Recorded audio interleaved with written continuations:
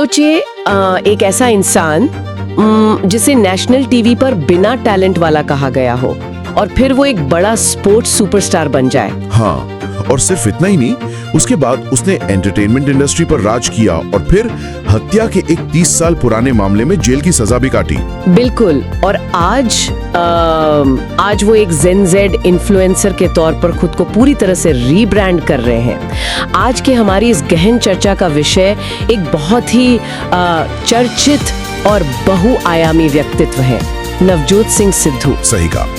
हमारे सामने आज उनके राजनीतिक सफर के दस्तावेज, न्यूज आर्टिकल्स और उनके नए डिजिटल अवतार के ढेरों स्रोत रखे हैं। और हमारा मकसद यहाँ सिर्फ उनकी बायोग्राफी पढ़ना नहीं है, हम उस साइकोलॉजी को, उस सर्वाइवल इंस्टिंक्ट को डिकोड करना चाहते हैं कि कैसे इतने बड़े विवादों और जेल की सजा के बाद भी कोई सार्वजनिक हस्ती अपनी प्रासंगिकता बनाए रखती है। बिल्कुल। और इस पूरी कहानी को समझने के लिए ना हमें एक खास चश्मे से देखना होगा। अगर हम इन तमाम स्रोतों को एक साथ रखकर देखें तो एक बहुत ही स्पष्ट पैटर्न उभर कर आता है। कैसा पैटर्न?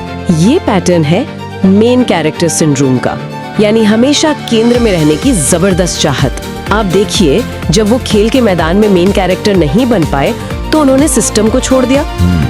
जब टीवी ने उन्हें सेंटर स्टेज दिया तो वो छा गए, और जब राजनीति में उन्हें सपोर्टिंग रोल मिला तो उन्होंने बगावत कर दी। आज हम इसी मनोविज्ञान की परतों को उधेड़ेंगे। तो चलिए शुरुआत वहीं से करते हैं जहां से इस मेन कैरेक्टर की नींव पड़ी।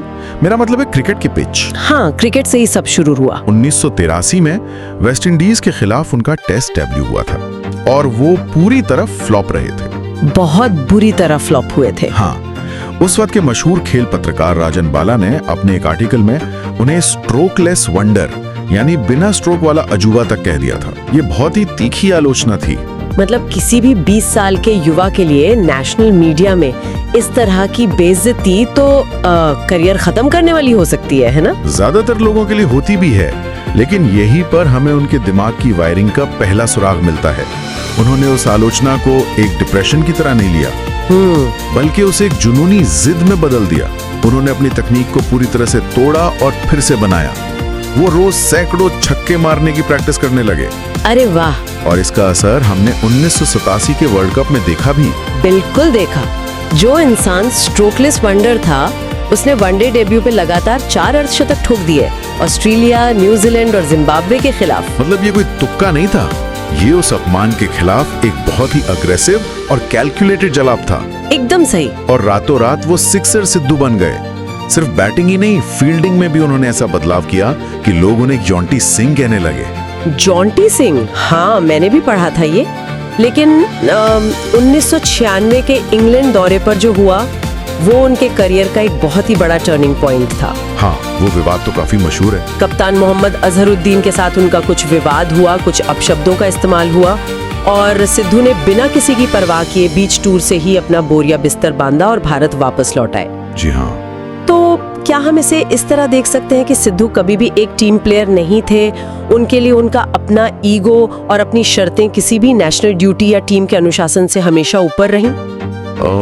टीम प्लेयर नहीं थे ये कहना आप शायद थोड़ी जल्दबाजी होगी। वो टीम में थे, लेकिन उन्हें एक ऐसा माहौल चाहिए था जहां उनके आत्मसम्मान को लगातार मान्यता मिले। अच्छा। 1996 की घटना इस बात का क्लासिक उदाहरण है कि जब उनके ईगो पर चोट लगती है तो वो कॉम्प्रोमाइज करने के बजाय पूरी बिसात ही पलट देते हैं। क्रिकेट एक ऐसा खेल है जहां आपको कई बार कैप्टन के विजन के आगे झुकना पड़ता है, लेकिन सिद्धू के लिए उनका अपना विजन हमेशा बड़ा था। यानी वो एकला चलो वाला रवैया। बिल्कुल। जहां वो खुद को ही अपना सबसे बड़ा बॉस मानते हैं, और यही रवैया उनके आगे के टीवी और राजनीतिक करियर की सबसे बड़ी थीम बनने वाला था। और यही वन मैन शो वाला रवैया तब सबसे ज्यादा चमका जब उन्होंने 1999 में क्रिकेट से संन्यास लिया। सही कहा।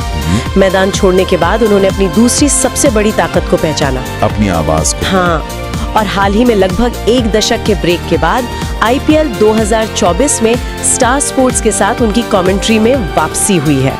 वो खुद कहते हैं कि कमेंट्री उनका असली होम ग्राउंड है। और वो ऐसा इसलिए कहते हैं क्योंकि वहाँ कोई कैप्टन नहीं है जो उन्हें बताए कि कैसे बोलना है। कमेंट्री बॉक्स में वो अकेले राजा हैं। बिल्कुल। लेकिन दिलचस्प बात यह है कि शब्दों का ये भंडार उनके पास अचानक से नहीं आया। हमारे स्रोतों में उनके बचपन के एक बहुत ही सख्त रूटीन का जिक्र है। वो सुबह जल्दी उठने वाला रूटीन। हाँ, उनके पिता सरदार भगवंत सिंह उन्हें रोज सुबह 4:30 बजे उठाते थे। बाप रे, 4:30 बजे? हाँ, और उन्हें द ट्रिब्यून और पंजाब केसरी जैसे 3 अलग-अलग अखबार पढ़ने पड़ते थे और सलमा सुल्तान जैसी न्यूज एंकर्स को ध्यान से सुनना पड़ता था। अगर हम इसे न्यूरोप्लास्टिसिटी या ब्रेन वायरिंग के नजरिए से देखें तो ये सिर्फ न्यूज पढ़ना नहीं था, ये एक तरह की मिलिट्री ट्रेनिंग थी। एकदम सही शब्द इस्तेमाल किया आपने। जब आप एक बच्चे को रोज सुबह उठकर भारी भरकम शब्द और मुहावरे रटने पर मजबूर करते हैं ना, तो वो शब्द उसकी मसल मेमोरी का हिस्सा बन जाते हैं। बिल्कुल, मसल मेमोरी। हम अक्सर सोचते हैं कि सिद्धू जब लाइव टीवी पर शायरी करते हैं या कोई रूपक घड़ते हैं तो वो बहुत ही उसी वक्त सोचा हुआ होता है। स्पॉन्टेनियस लगता है बहुत। हाँ, स्पॉन्टेनियस लगता है, लेकिन असल में वो उनके बचपन की उस रोबोटिक प्रोग्रामिंग का नतीजा है। उनका दिमाग एक विशाल डेटाबेस की तरह काम करता है। जैसे ही स्क्रीन पर कोई घटना होती है, मान लीजिए कोई विकेट गिरा, उनका दिमाग तुरंत उस डेटाबेस से एक मुहावरा निकाल लेता है। जैसे उनका वो मशहूर डायलॉग है ना, wickets are like wives, you never know which way they will turn. Exactly. इसी कला को बाद में सिद्धूइज्म कहा गया और इसी भाषाई चपलता ने उन्हें सिर्फ एक स्पोर्ट्स कमेंटेटर तक सीमित नहीं रखा। सही बात है। इसी वजह से वो the great Indian laughter challenge, big boss और द कपिल शर्मा शो जैसे शोज का स्थायी हिस्सा बन गए। जी। यहाँ मैं एक एनालॉजी रखना चाहूंगी। हम MS धोनी को देखते हैं, जिनकी सिद्धू भी काफी तारीफ करते हैं। हाँ, बिल्कुल। धोनी ने अपनी बेमिसाल फिजिकल फिटनेस के दम पर 40 की उम्र पार करने के बाद भी क्रिकेट में अपनी जगह बनाए रखी। बिल्कुल बनाए रखी। तो क्या सिद्धू ने इसी तरह अपनी मेंटल फिटनेस और शब्दों की बाजीगरी का इस्तेमाल करके एंटरटेनमेंट इंडस्ट्री में अपनी शेल्फ लाइफ को इतना लंबा खींच लिया? धोनी वाली एनालॉजी अच्छी है, लेकिन इसमें एक थोड़ा सा फर्क है। धोनी की फिटनेस उन्हें मैदान पर टिके रहने की ताकत देती थी। सिद्धू के मामले में उनके शब्द सिर्फ उनकी फिटनेस नहीं बल्कि उनका पूरा का पूरा प्रोडक्ट थे। टीवी की दुनिया बहुत निर्दयी होती है। वो तो है। वहाँ आप एक ही जोक पर 10 साल नहीं निकाल सकते, आपको लगातार नए रूपक गढ़ने होते हैं। सिद्धू के पास वो क्षमता थी कि वो किसी भी बोरिंग सिचुएशन को अपने शब्दों से एंटरटेनिंग बना सकते थे। यानी उन्होंने खुद को एक टेफ्लॉन कोटिंग वाले इंसान में बदल लिया था। बिल्कुल, एक ऐसा कॉमेडियन जिससे लोग हमेशा कुछ आउट ऑफ द बॉक्स और बेबाक सुनने की उम्मीद करते थे। लेकिन वो टेफ्लॉन कोटिंग हमेशा काम नहीं आती।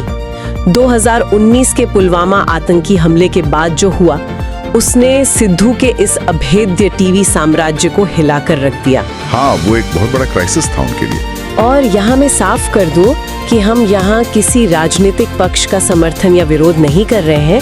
हमारे स्रोत जो बताते हैं, हम बस वही तथ्य सामने रख रहे हैं। बिल्कुल, हमारा काम सिर्फ स्रोतों का विश्लेषण करना है। तो सिद्धू ने हमले की निंदा की थी, लेकिन फिर उन्होंने एक ऐसा बयान दिया जिसने पूरा खेल बदल दिया। उन्होंने कहा कि चंद लोगों के लिए क्या आप पूरे देश या किसी एक व्यक्ति को दोषी ठहरा सकते हैं? अगर हम इस घटना को सिर्फ एक PR क्राइसिस या पब्लिक परसेप्शन के नजरिए से देखें तो ये एक बहुत बड़ी मिस कैलकुलेशन थी। बहुत बड़ी। सिद्धू भूल गए थे कि वो जिस टेफ्लॉन इमेज को एंजॉय कर रहे हैं वो सिर्फ कॉमेडी शोज तक सीमित है। हाँ, जब बात राष्ट्रीय सुरक्षा की आती है तो जनता का मूड बहुत तेजी से बदलता है। बिल्कुल। इस बयान के बाद सोशल मीडिया पर बॉयकॉट की जो आंधी आई, उसने सीधे टीवी चैनल्स के रेवेन्यू और ब्रांडिंग पर वार किया। और नतीजतन उन्हें द कपिल शर्मा शो से रातों रात हटा दिया गया और उनकी जगह अर्चना पूरन सिंह को लाया गया। सिद्धू ने बाद में कहा भी कि उन्हें औपचारिक रूप से बताया भी नहीं गया था। टीवी की दुनिया का यही कड़वा सच है। लेकिन जो चीज मुझे इस पूरे घटनाक्रम में सबसे ज्यादा चौंकाती है, वो डेटा है जो हमें आगे मिलता है। 5 साल बाद 2024 में या कुछ स्रोतों के अनुसार 2026 की टाइमलाइन में सिद्धू उसी the great Indian Kapil show में अपने पत्नी नवजोत कौर, हरभजन सिंह और गीता बसरा के साथ गेस्ट बनकर वापस आते हैं। यही तो एंटरटेनमेंट इंडस्ट्री की असली सच्चाई है। मतलब इसे देखकर मुझे लगता है कि क्या टीवी की दुनिया में कोई रबर बैंड इफेक्ट काम करता है कि आप विवादों को कितना भी खींच लें, वक्त के साथ वो रबर बैंड वापस अपनी जगह पर आ ही जाता है। रबर बैंड से ज्यादा ये आईबॉल्स यानी ध्यान खींचने का खेल है। मनोरंजन की दुनिया की याददाश्त ना बहुत छोटी होती है। ये बात तो है। उनके लिए सबसे जरूरी चीज है अटेंशन। जब 2019 में विवाद बहुत गर्म था, तब सिद्धू को शो पर रखना बिजनेस के लिए नुकसानदायक था। बिल्कुल। लेकिन जब धूल बैठ गई तो उसी चैनल को लगा कि सिद्धू की वापसी से उन्हें भारी TRP मिल सकती है। स्टार पावर अंततः विवादों के ऊपर हावी हो ही जाती है। बशर्ते आपके पास स्क्रीन प्रेजेंस हो। जी बिल्कुल। टीवी में तो उनकी स्टार पावर उन्हें बचा ले गई, लेकिन जब हम इसी रवैये को राजनीति के मैदान पर देखते हैं तो वहाँ कहानी बिल्कुल उल्टी नजर आती है। एकदम अलग कहानी है वहाँ की। राजनीति में उनका ये वन मैन शो वाला अंदाज उनके लिए टेफ्लॉन नहीं बल्कि एक वेल्क्रो बन गया, जहाँ हर विवाद उनके और उनकी पार्टी के साथ चिपक गया। सही बात है। राजनीति का अखाड़ा टीवी स्टूडियो से बहुत अलग है। वहाँ आपको कूटनीति, धैर्य और कई बार अपने लीडरशिप के पीछे चुपचाप खड़े रहने की कला आनी चाहिए, जो कि उनके स्वभाव में नहीं है। बिल्कुल नहीं है। 2004 में उन्होंने बीजेपी से अमृतसर का चुनाव जीता। 12 साल बाद 2016 में अचानक राज्यसभा से इस्तीफा दे दिया। फिर आवाज़े पंजाब नाम का अपना अलग फ्रंट बनाया और फिर 2017 में कांग्रेस में शामिल हो गए। वो किसी भी एक ढांचे में फिट नहीं बैठ पा रहे थे। और फिर 2018 का वो सबसे बड़ा राजनीतिक विवाद, जब वो पाकिस्तान के प्रधानमंत्री इमरान खान के शपथ ग्रहण समारोह में गए। हाँ, वो तस्वीर तो सबको याद होगी। बिल्कुल। वहाँ उन्होंने पाकिस्तानी आर्मी चीफ कमर जावेद बाजवा को गले लगा लिया। इस एक तस्वीर ने भारत में भारी राजनीतिक भूचाल ला दिया। बहुत विरोध हुआ था उस वक्त। हाँ, कैप्टन अमरिंदर सिंह जो उस वक्त पंजाब के मुख्यमंत्री थे और खुद सेना में रह चुके थे, उन्होंने इस कदम की तीखी आलोचना की थी। सिद्धू का इस पर अपना नजरिया था। उनका दावा था कि उस झप्पी की वजह से ही करतारपुर कॉरिडोर खुलने का ऐतिहासिक काम हो पाया।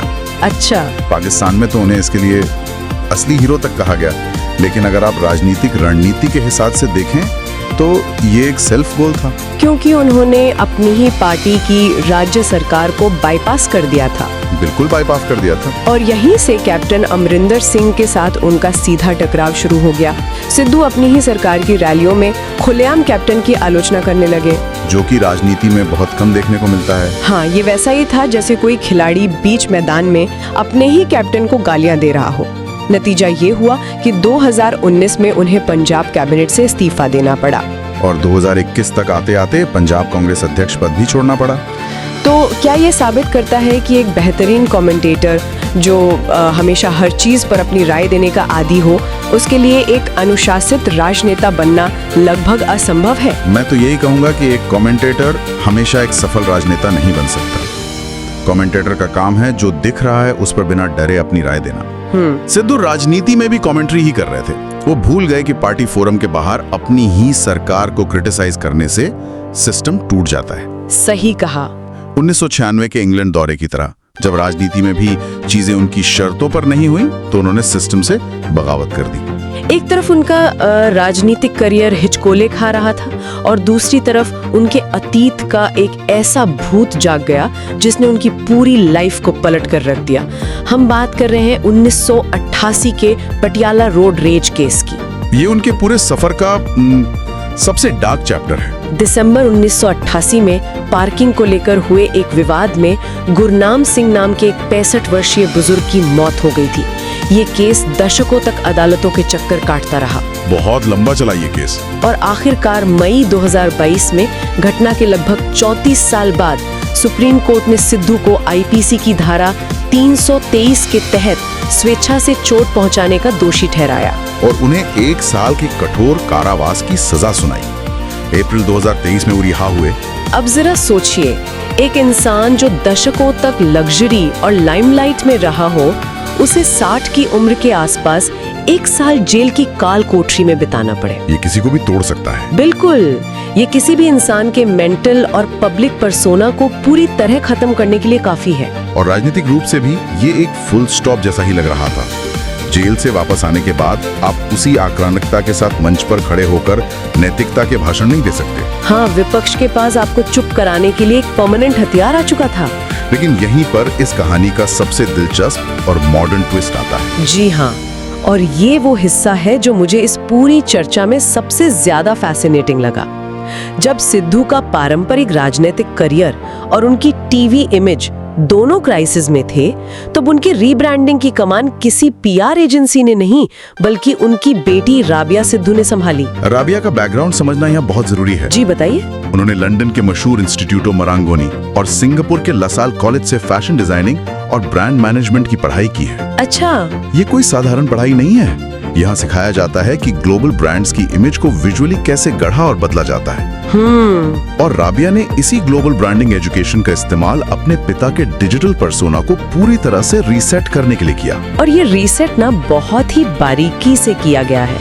अगर आप आज नवजोत सिंह सिद्धू का YouTube चैनल देखें, जिसके क्रिएटिव डायरेक्टर राबिया हैं, तो आपको वहाँ कोई आक्रामक राजनीतिक भाषण नहीं मिलेगा। बिल्कुल नहीं। वहाँ कोई विरोध प्रदर्शन या रैलियों के वीडियो नहीं है। इसके बजाय वहाँ क्या है? वहाँ फोकस है फिटनेस पर, मोटिवेशन पर, डाइट प्लान्स पर और गहरी जीवन की फिलॉसफी पर। मतलब एकदम नया अवतार। हाँ, राबिया ने बहुत ही स्मार्ट तरीके से YouTube और Instagram के एल्गोरिदम को समझा है।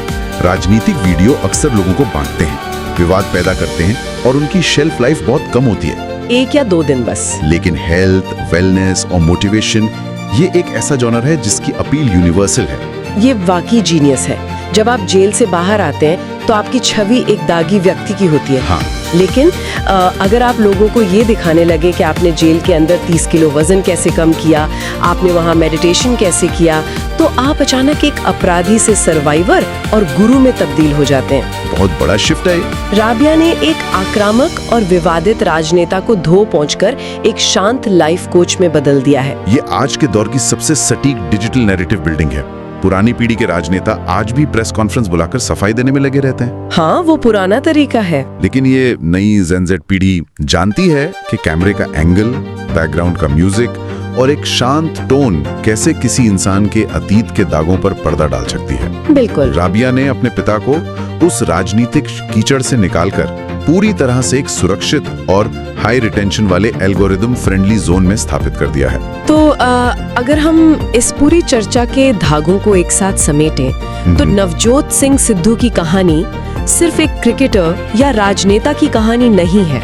जी नहीं। ये एक ऐसे इंसान की केस स्टडी है जिसे लगातार लोगों के ध्यान की जरूरत होती है और इसके लिए वो किसी भी हद तक खुद को बदल सकता है।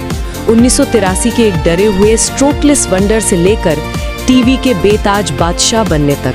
हाँ। अपने ही बयानों के बवंडर में घिरने और 34 साल पुराने केस में 1 साल की जेल काटने के बाद एक डिजिटल वेलनेस गुरु के रूप में वापस उभरने तक। उनकी यात्रा हमें दिखाती है कि पब्लिक लाइफ में टिके रहने के लिए आपको सिर्फ टैलेंट की नहीं बल्कि अडेप्टेबिलिटी की जरूरत होती है। मतलब हर सांचे में ढल जाने की कला। हाँ। आपको ये पता होना चाहिए कि कब कौन सा मुखौटा पहनना है और कब किस मंच को छोड़ना है। और इसी बात से जुड़ा है वो आखिरी विचार जो मैं आज यहाँ छोड़कर जाना चाहूंगी।